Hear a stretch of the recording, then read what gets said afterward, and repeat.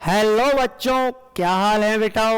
मैं दिनेश हाड़ा निष्कर्ष एकेडमी पर आपका स्वागत करता हूं। जैसा कि आप सभी को पता है, निष्कर्ष एकेडमी पर केमिस्ट्री की class 11th, class 12th, BSc first year, second year, third year और एग्रीकल्चर से रिलेटेड जेट आईसीएआर कंपटीशन की प्रिपरेशन करवाई जाती है।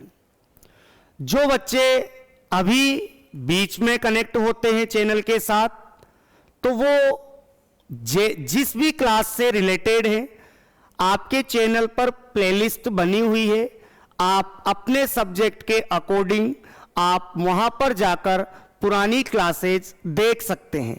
और आज की ये जो क्लास रखी गई है, स्पेशली जेट एग्रीकल्चर स्टूडेंट्स के लिए रखी गई है। तो जो भी न्यू स्टूडेंट्स होते हैं, वो चैनल पर जाकर के प्लेलिस्ट में जितनी भी क्लासें हैं, आप उन क्लासेज को लेकर के पुराने टॉपिक्स कवर कर लीजिए। ये आपके एग्जाम में काफी हेल्पफुल रहेंगे, क्योंकि YouTube पर जो हम क्लासेज चला रहे हैं, सिलेक्टेड टॉपिक्स की चला रहे हैं, जिन पर क्वेश्चंस आने की संभावना ज्यादा से ज्यादा रहेगी। ठीक है बेटाओ, ज्यादा से ज्यादा जिन टॉपिक्स पे से क्वेश्चन बनते हैं, उन क्वेश्चंस की आपको या उनसे रिलेटेड टॉपिक्स की आपको यहां पर प्रिपरेशन करवाई जा रही है। इज इट क्लियर बेटाओ? तो जेट की क्लास में अब हम आज की क्लास में जो टॉपिक लेने वाले हैं, वो केमिस्ट्री में परमाणु संरचना से संबंधित है और उसका बेसिक पोर्शन है। तो इस क्लास में बेटाओ, आज की क्लास में जो हम डिस्कस करेंगे, वो डिस्कस करेंगे समस्थानिक पर, समभारिक पर, समभारिक पर, समभारिक और सम इलेक्ट्रॉनिक, सम इलेक्ट्रॉनिक, सम न्यूट्रॉनिक, सम न्यूट्रॉनिक और अगला लेंगे हम इसमें क्या, आइसो डायाफिर्स, आइसो डायाफिर्स। नया लग रहा होगा आपको। और लास्ट लेंगे हम इसमें आइसोस्टर, आइसोस्टर। ठीक, अब इन टॉपिक्स को क्लियर करने के लिए आपको परमाणु में प्रोटॉन, न्यूट्रॉन और इलेक्ट्रॉन की संख्या ये ज्ञात करना आना चाहिए पहले तो। इन टॉपिक्स को आप तभी समझ सकते हैं जब आपको प्रोटॉन, न्यूट्रॉन और इलेक्ट्रॉन की संख्या ज्ञात करना आता हो। आई होप आपको आता होगा, लेकिन फिर भी यदि कोई ऐसे स्टूडेंट्स हैं जिनको अभी तक इस चीज का भी ज्ञान नहीं है, तो वो भी सीखे। और जिनको आता है, हो सकता है कि मैं कोई एक ऐसा क्वेश्चन करवा दूं जो आपको नहीं आए, तो आप भी अपना पूरा फोकस बना के रखिए और बिल्कुल सिंपल तरीके से आप सीखते हुए चलिए। ठीक, देखो, हम किसी भी तत्व को मान लेते हैं, ये मैंने तत्व को मान लिया बेटाओ x। ठीक, अब इसके लेफ्ट साइड में यहां मैं जो लिखूंगा, ये लिखूंगा इसका परमाणु क्रमांक। लेफ्ट साइड में नीचे क्या लिखूंगा इसका मैं, परमाणु क्रमांक, परमाणु क्रमांक। ठीक है, इसके बाद ये लेफ्ट साइड में ऊपर जो लिखा रहेगा, यहां मैं ऐसे रिप्रेजेंट कर रहा हूं इसको, ये रहेगा बेटाओ क्या, परमाणु भार। ये क्या रहेगा, परमाणु भार। ठीक, आपको पता है ये कोई परमाणु होता है, परमाणु में नाभिक होता है, नाभिक के अंदर न्यूट्रॉन होते हैं और प्रोटॉन होते हैं, और नाभिक के बाहर जो ये कक्षाएं होती हैं, इन कक्षाओं में बेटाओ कौन चक्कर लगाता है, ये इलेक्ट्रॉन चक्कर लगाता है। इन कक्षाओं में इलेक्ट्रॉन चक्कर लगाते हैं। ठीक है, देखो आगे की बात। अब आपको परमाणु को दो तरीके से देखना है, परमाणु उदासीन है या परमाणु आवेशित है। यदि परमाणु उदासीन है, ठीक, तो उसमें जो उसका परमाणु क्रमांक होगा, किस परमाणु की बात कर रहे हैं बेटा हम? उदासीन परमाणु की। तो परमाणु यदि उदासीन है तो जितना उसका परमाणु क्रमांक होगा उतने ही उसमें क्या होंगे बेटा? प्रोटॉन होंगे, उतनी ही उसमें प्रोटॉन होने, और जितने उसमें प्रोटॉन होने हैं उतने ही उसमें क्या होंगे बेटा? इलेक्ट्रॉन। आ गई बात समझ में? यदि परमाणु उदासीन है, उदासीन का मतलब उस पर प्लस और माइनस नहीं होना चाहिए, तो वो परमाणु उदासीन है। तो जितना उसका परमाणु क्रमांक हो उतने ही आप उसमें प्रोटॉन बता देना और उतने ही उसमें आप इलेक्ट्रॉन बता देना, ठीक। यदि परमाणु आपका आवेशित है, परमाणु क्या है बेटा? वो आपका आवेशित। तो आवेशित में दो तरीके का हो सकता है, या तो वो धनावेशित हो, या तो वो धनावेशित हो, या फिर वो ऋणावेशित हो। दो बात हो सकती है आयन में। तो आप ध्यान से सुने, परमाणु चाहे उदासीन हो, चाहे धनावेशित हो, चाहे ऋणावेशित हो, प्रोटॉन और न्यूट्रॉन की संख्या कभी नहीं बदलती।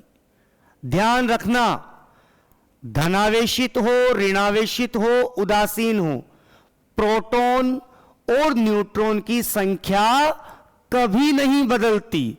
सिर्फ बदलती है तो वो है इलेक्ट्रॉन की संख्या। हम इलेक्ट्रॉन को ही कम या ज्यादा कर सकते हैं, क्योंकि न्यूट्रॉन और प्रोटॉन तो नाभिक के अंदर होते हैं, और नाभिक के अंदर से न्यूट्रॉन और प्रोटॉन को नहीं निकाला जा सकता, क्योंकि ऐसा करने के लिए तो आपको इसका विखंडन करना पड़ेगा, इसको नाभिक को फोड़ना पड़ेगा, और नाभिक को ही फोड़ दिया तो फिर तो उस परमाणु का अस्तित्व ही समाप्त हो जाएगा। इसलिए इस बात को विशेष रूप से ध्यान रखें कि परमाणु उदासीन हो, धनावेशित हो या ऋणावेशित हो, उसमें प्रोटॉन और न्यूट्रॉन की संख्या पर कोई फर्क नहीं पड़ता। जो चेंज होता है वो कौन चेंज होता है? इलेक्ट्रॉन की संख्या। Is it clear? चलो, तो यदि कोई धनावेशित है तो उसमें इलेक्ट्रॉन की संख्या कैसे ज्ञात करेंगे, और यदि कोई ऋणावेशित है तो उसमें इलेक्ट्रॉन की संख्या कैसे ज्ञात करेंगे? इस चीज को समझते हैं बेटा।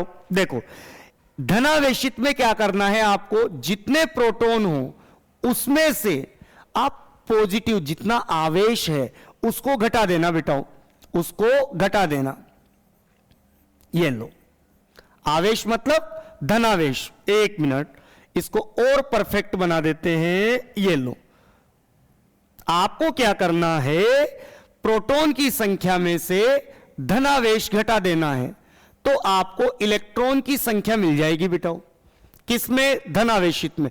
और यदि परमाणु आपका ऋणावेशित है तो आप प्रोटॉन की संख्या में क्या कर देना? उस ऋणावेश को जोड़ देना। ये लीजिए, ये उस ऋणावेश को हमने क्या कर दिया है? जोड़ दिया है। तो ये बिल्कुल ही सिंपल लैंग्वेज में, बिल्कुल शॉर्ट तरीके से आपके सामने पूरा प्रोग्राम रख दिया है। अब इस पर कुछ एग्जाम्पल कर लेंगे, उदाहरण कर लेंगे, जिससे आपको ये ज्ञात करना आ जाएगा। जैसे देखिए, मैं कुछ प्रैक्टिस करवाऊं। मैंने आपको लिया Na, इसका परमाणु क्रमांक 11 होता है और इसका परमाणु भार कितना होता है बेटा? 23 होता है। तो आपसे यदि इसमें कोई प्रोटॉन निकालने के लिए कहे तो प्रोटॉन तो हम क्या देख करके बता देंगे बेटा? इसका परमाणु क्रमांक। तो इसका परमाणु क्रमांक कितना है? 11। तो ये कितना हो गया? प्रोटॉन भी 11। इलेक्ट्रॉन की संख्या बतानी हो तो ये परमाणु उदासीन है, Na पर कोई चार्ज नहीं है। तो उदासीन में जितने प्रोटॉन होते हैं उतने ही क्या हो जाते हैं बेटाओ, इलेक्ट्रॉन हो जाते हैं। अब हम बात कर लेते हैं किसकी, न्यूट्रॉन की। न्यूट्रॉन आपके परमाणु भार में से प्रोटॉन की संख्या को घटा करके प्राप्त किया जाता है।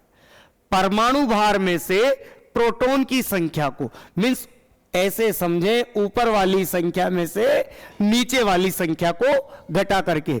तो 23 माइनस 11 ये कितना हो गया बेटाओ, 12। क्लियर। चलो और ले लेते हैं, मैं इसी को ले रहा हूं बेटाओ, ये Na प्लस, इसका परमाणु क्रमांक 11 और ये परमाणु भार 23। यदि मुझे इसमें प्रोटॉन, इलेक्ट्रॉन और न्यूट्रॉन बताना हो, जैसा कि हम थोड़ी देर पहले डिस्कस कर चुके थे, प्रोटॉन और न्यूट्रॉन चेंज नहीं होंगे, केवल इलेक्ट्रॉन चेंज होगा। ये भी सोडियम, ये सोडियम धन आयन है, तो प्रोटॉन तो इसमें भी 11 आने हैं और न्यूट्रॉन इसमें भी 12 आने हैं। जो अंतर आएगा वो इलेक्ट्रॉन की संख्या को लेकर के आएगा। तो इस पर प्लस है, देखिए प्लस वाले में क्या करते हैं, जितने प्रोटॉन होते हैं उसमें से उतने धनावेश को घटा दिया जाता है। तो प्रोटॉन है 11, धनावेश है 1, तो 11 में से 1 घटा दीजिए तो आपको ये 11 माइनस 1 कितना मिल जाएगा बेटाओ, 10। क्लियर। चलो और ट्राई कर लेते हैं। जैसे मैंने लिया ऑक्सीजन, इसका परमाणु क्रमांक 8 है और परमाणु भार इसका 16 है। इसमें यदि आपको ये प्रोटॉन बताना होता, इलेक्ट्रॉन बताना होता और ये न्यूट्रॉन बताना होता, तो देखो बेटाओ आप क्या बताते, परमाणु क्रमांक ही प्रोटॉन है, उदासीन में जितने प्रोटॉन हैं उतने ही इलेक्ट्रॉन हैं, और न्यूट्रॉन की संख्या परमाणु भार में से प्रोटॉन की संख्या को घटा करके प्राप्त की जाती है। तो 16 माइनस 8 मतलब 8। क्लियर। अच्छा, ये ऑक्सीजन लिया, इस पर चार्ज लगा दिया -2, परमाणु क्रमांक नहीं बदलेगा, परमाणु भार नहीं बदलेगा, जो बदलना है वो तो इलेक्ट्रॉन को बदलना है। तो इलेक्ट्रॉन की संख्या देखते हैं क्या आती है, ये न्यूट्रॉन। तो प्रोटॉन तो इसमें भी बिटाओ कितने, 8, और न्यूट्रॉन इसमें भी कितने, 8। अब मुझे इलेक्ट्रॉन की संख्या पे बात करनी है। चूंकि ये ऋणावेश है तो ऋणावेश में क्या करना था बेटाओ, ऋणावेशित में प्रोटॉन प्लस ऋणावेश, जितने प्रोटॉन हो उसमें जितना आपके ऋणावेश आ रहा है उसको आप जोड़ दीजिए। प्लस है तो माइनस कर दीजिए, माइनस है तो प्लस कर दीजिए। तो देखिए 8 + 2 और ये 10। क्लियर। तो इस तरीके से आप प्रोटॉन और न्यूट्रॉन की संख्या क्या कर सकते हैं बेटाओ, ज्ञात कर सकते हैं। ठीक। अब इस पे एक छोटा सा क्वेश्चन ऐसे बना देते हैं, कोई आपसे ये पूछ ले कि जैसे ये 12 Mg24, ठीक है, 12 Mg24 के नाभिक में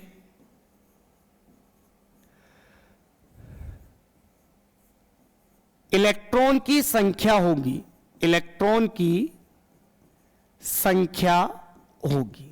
देखो यदि इसमें आपको क्या करना हो बेटाओ, इसमें आपको क्या करना हो, इलेक्ट्रॉन की संख्या बतानी हो। देखो ध्यान से सुने, ध्यान से देखें, इसमें एक बात छुपी हुई है, क्या, नाभिक। बहुत से बच्चे ऐसे समझ रहे होंगे कि सर ये उदासीन है तो जितना प्रोटॉन है उतना ही इलेक्ट्रॉन, बता दीजिए। बहुत से बच्चों का आंसर 12 आ रहा होगा कि जितने प्रोटॉन है उतने ही इलेक्ट्रॉन उदासीन में। बेटा साथ के साथ ये भी तो देखो, उसने अपने को प्रश्न में थोड़ी सी भाषा का प्रयोग गलत कर लिया। गलत मतलब घुमा दिया, आपको घुमा दिया है, सीधे ट्रैक से साइड में कर दिया है।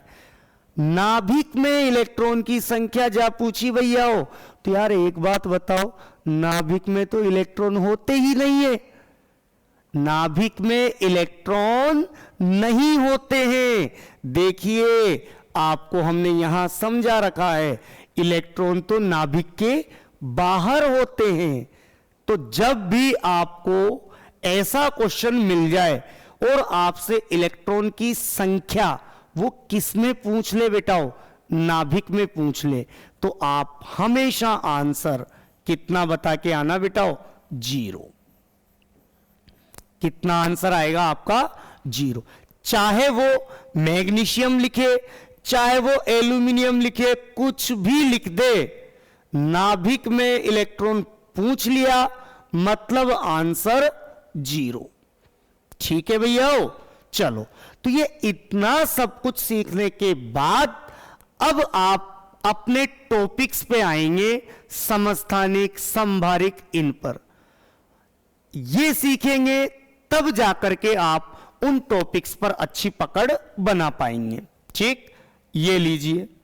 तो अब हम बात कर लेते हैं बेटाओ। देखो, पहला टॉपिक ले रहे हैं हम क्या, समस्थानिक। पहला टॉपिक क्या ले रहे हैं, समस्थानिक। ये लीजिए, समस्थानिक मीन्स आइसोटोप। आइसोटोप, ये लीजिए, समस्थानिक को क्या कहा जाता है, आइसोटोप। Is it clear. चलो देखो, नाम से ही पता चल रहा है, सम प्लस स्थान, जिनका समान स्थान हो। अब समान स्थान तभी हो सकता है जब उसका परमाणु क्रमांक समान हो, क्योंकि हमने तो आवर्त सारणी में तत्वों को किस आधार पर जमा रखा है, परमाणु क्रमांक के आरोही क्रम में। तो प्रोटॉन की संख्या एक जगह पर केवल एक ही प्रोटॉन वालों को रखा जाता है। तो सम स्थान, समान स्थान होने का मतलब है कि उनका परमाणु क्रमांक, क्या बेटा, परमाणु क्रमांक, या आप क्या कह सकते हैं, प्रोटॉन की संख्या। क्या कह सकते हैं बेटाओ, प्रोटॉन की संख्या। ये कैसी होनी चाहिए बेटाओ, ये कैसी होनी चाहिए, ये समान होनी चाहिए। ये कैसी होनी चाहिए, समान होनी चाहिए। ठीक है, अगली बात कर लेते हैं। और परमाणु भार, परमाणु भार या न्यूट्रॉन, या न्यूट्रॉन की संख्या,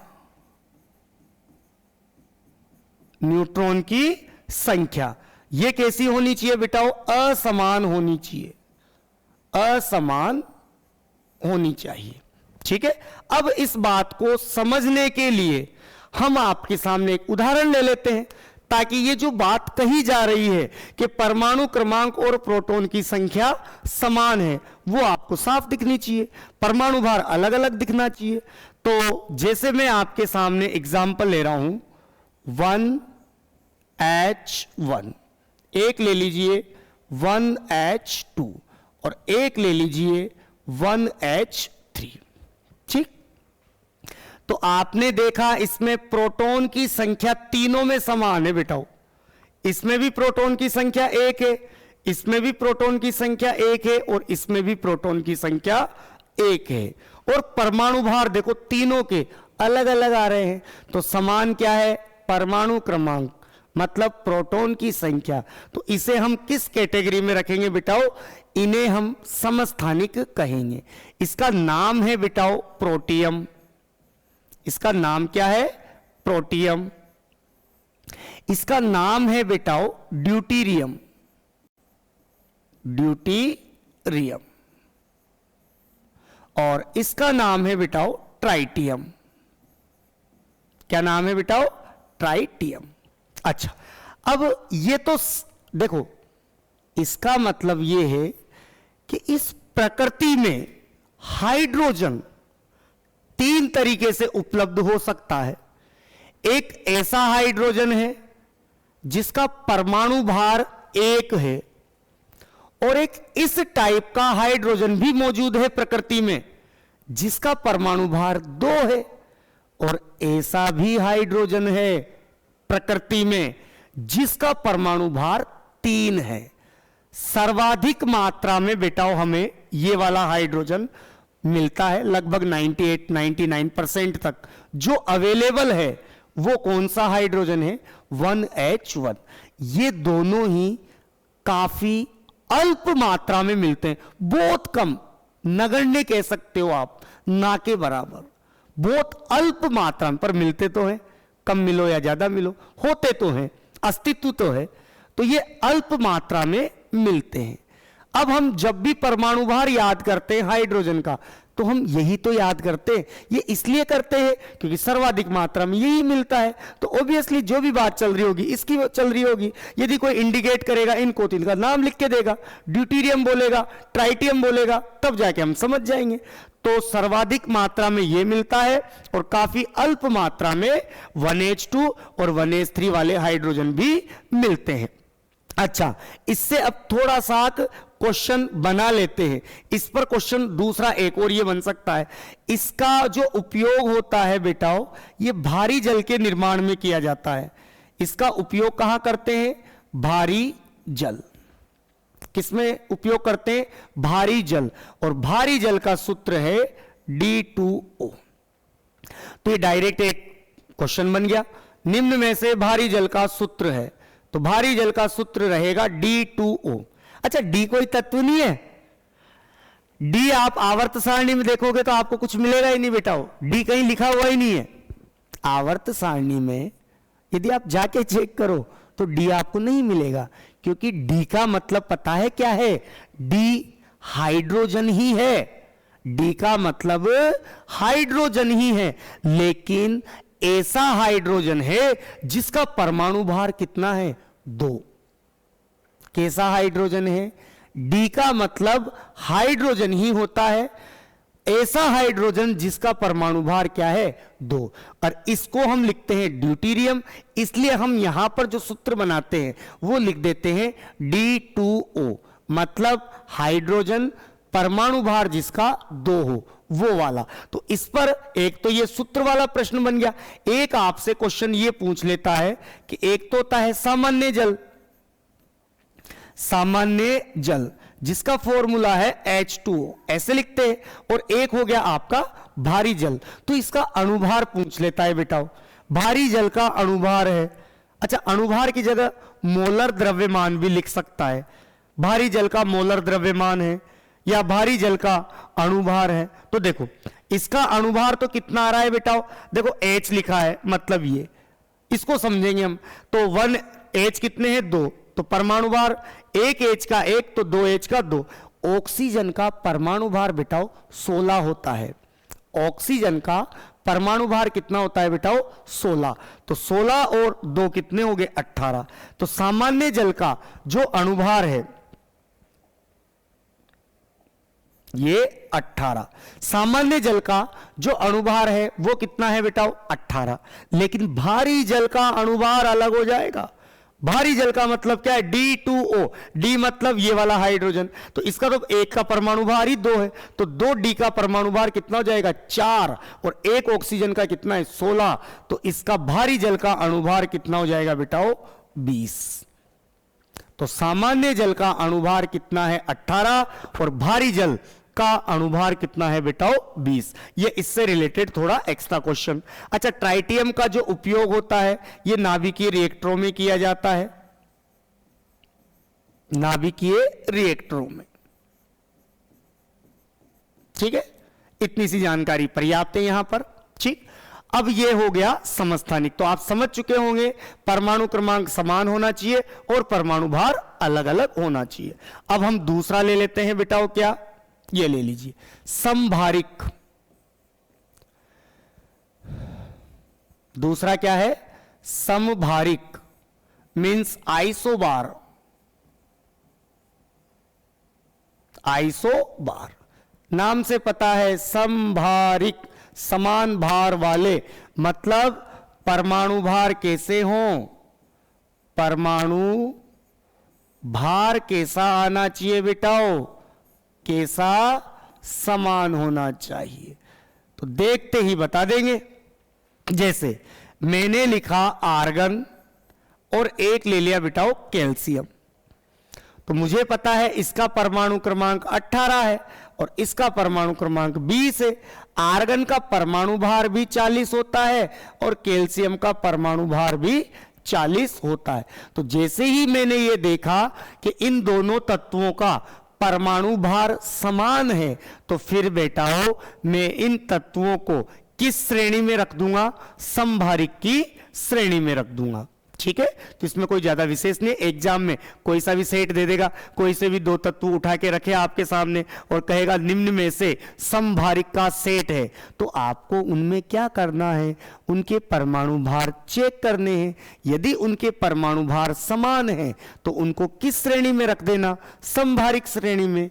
और यदि उनके परमाणु क्रमांक समान है तो उनको किस श्रेणी में रखेंगे? समस्थानिक में। क्लियर? ये दोनों क्लियर। तीसरी चीज ले लेते हैं बिटाओ हम, क्या? तीसरे नंबर पे ले लेते हैं सम इलेक्ट्रॉनिक।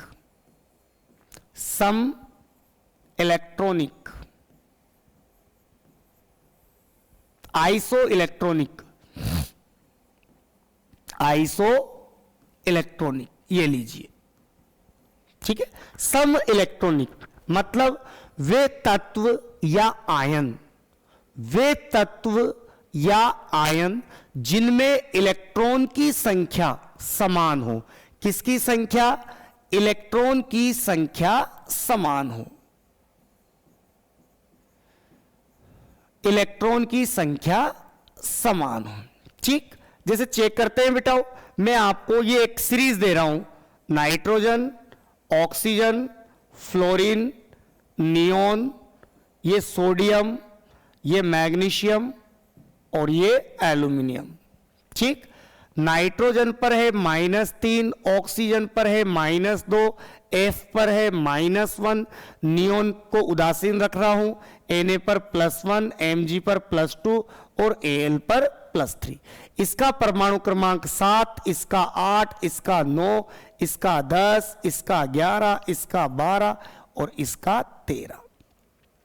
सबसे पहले तो आप ये चेक करो क्या ये समस्थानिक है क्या? तो मैं देखूंगा इसकी तरफ, अरे नहीं, परमाणु क्रमांक अलग अलग आ रहा है, इसका मतलब ये समस्थानिक नहीं हो सकते। एक तो क्लियर हुआ। अच्छा, क्या ये समभारिक है क्या? तो समभारिक में परमाणु भार देखना रहता है, तो सारे के क्यों देख रहे हो? किसी दो के देख लो। नाइट्रोजन का कितना होता है बेटाओ? 14 होता है। याद होना चाहिए यार बेटा, ये तो नाइट्रोजन का परमाणु भार 14 होता है और ऑक्सीजन का कितना? 16।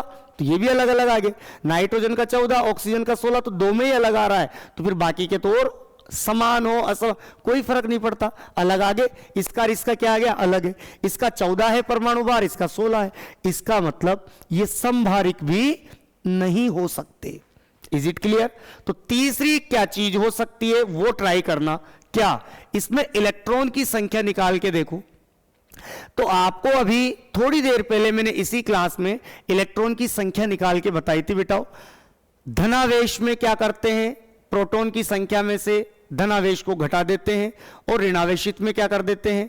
प्रोटॉन की संख्या में ऋणावेश को जोड़ देते हैं और उदासीन में प्रोटॉन के बराबर ही बताते हैं। तो ये ऋणावेश है, तो 7 और 3 10, 8 और 2 10, 9 और 1 10। ये उदासीन है तो प्रोटॉन के बराबर ही आ जाएगा। ये प्लस आ गया तो घटाएंगे। अब 11 - 1 10, 12 - 2 10, 13 - 3 10। देखने पर पता चला कि इनमें इलेक्ट्रॉन की संख्या कैसी है बेटाओ? इलेक्ट्रॉन की संख्या कैसी है? समान है। इसलिए ये सभी तत्व और आयन आपस में एक दूसरे के क्या है? सम इलेक्ट्रॉनिक। क्या है बेटाओ? सम इलेक्ट्रॉनिक। तो 3 चीजें होगी। अब हम चौथी जो चीज लेने वाले हैं आपके पास वो है सम न्यूट्रॉनिक। चौथा क्या है? सम न्यूट्रॉनिक। सम न्यूट्रॉनिक, ये लीजिए। इसको बोलते हैं बेटाओ आइसोटोन। क्या बोलते हैं इसको? आइसोटोन।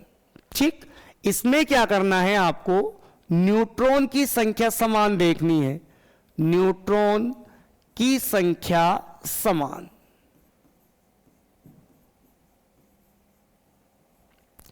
न्यूट्रॉन की संख्या समान होनी चाहिए। जैसे मैंने आपको एग्जाम्पल दिया F, ये 9 और इसका परमाणु भार होता है 19। क्लियर नहीं नजर आ रहा था, ये लीजिए 19 और एक ले लिया मैंने नियोन। परमाणु भार 20 है और परमाणु क्रमांक 10 है। सबसे पहले सीरीज से चेक करो, क्या ये समस्थानिक है, क्या अलग अलग परमाणु क्रमांक नहीं है। क्या ये समभारिक है, क्या अलग आ रहा है, नहीं है। क्या ये सम इलेक्ट्रॉनिक है, क्या दोनों उदासीन है। तो उदासीन का मतलब जितने प्रोटॉन उतने इलेक्ट्रॉन, इसमें इलेक्ट्रॉन 9 आएंगे, इसमें इलेक्ट्रॉन 10 आएंगे, इसका मतलब ये सम इलेक्ट्रॉनिक भी नहीं है। आ गई बात समझ में बेटा? तो फिर ये क्या हो सकता है, इसके लिए आप एक बार इसमें न्यूट्रॉन की संख्या चेक करना, हो सकता है ये समान आ जाए।